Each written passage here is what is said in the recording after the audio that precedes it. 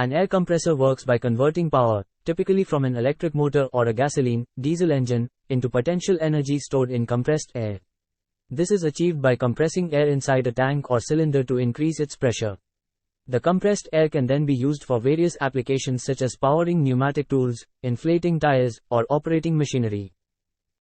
Some popular manufacturers include Ingersoll Rand, Atlas Copco, Quincy Compressor, Salair, Campbell Hausfeld, Rollair, DeWalt, Makita, California Air Tools. Subscribe the channel.